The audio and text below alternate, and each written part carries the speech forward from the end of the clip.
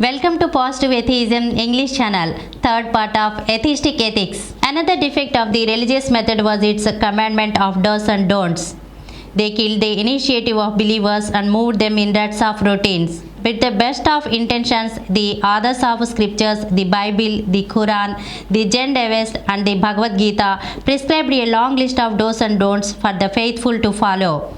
Though the details of life from born to Eve and from birth to death were worked out in the scriptures, they get antiquated in course of time. They cannot meet the needs of new situations. Yet the scriptures are so fanatical as not to permit a change of their injunctions. Political constitution provide for residuary powers and for the amendment of their articles. But every scripture regards itself the revelation from God and claims finality and infallibility. Though the votaries of one faith do not accept another scriptures as wholly wise and scared, each group lives in its full paradise.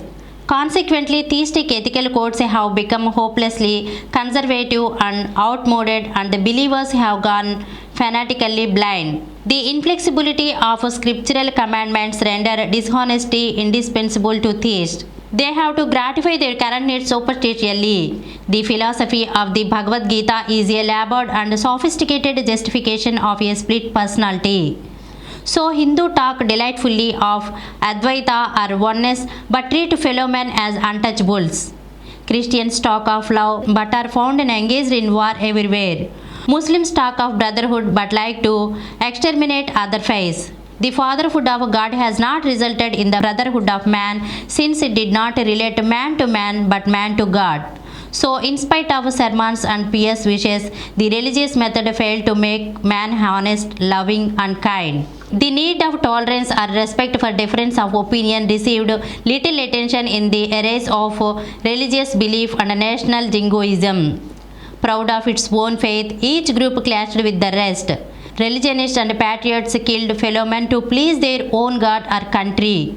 Common people lived under suppression with no succor except prayer to God. Religion also had no remedy for the evils of its own creation. Its constant advice was to scorn mundane desire and to look for bliss in the other world. When religious method thus should discredited, Gandhi tried to restore it in the modern world to the glory that inspired its conception. He laid his finger unerringly on truthfulness and tolerance, which in practice meant honesty and non-violence. His experiments with truth attracted wide attention all over the world, both because he touched all the branches of modern life with the wand of truth and because he activated truth with the non-violent sanctions of Satyagraha. Owing to his faith in the religious method, he interpreted his experience in terms of his faith. Gandhi's equation of truth with God was a famous example of his bias. Devotion to truthfulness made Gandhi practical and realistic. Therefore, he did not permit religious orthodoxy to hamper progress towards truthful living. To old words, he gave new meaning compatible with new situations. Though he uttered the name of Rama, the Hindu god, he said his Rama was an ideal but not the son of King Dasratha or spouse of Sita of Hindu mythology. He shifted the emphasis from belief in God to practice of truth when he stated, "It is more correct to say that truth is God than to say that God is truth."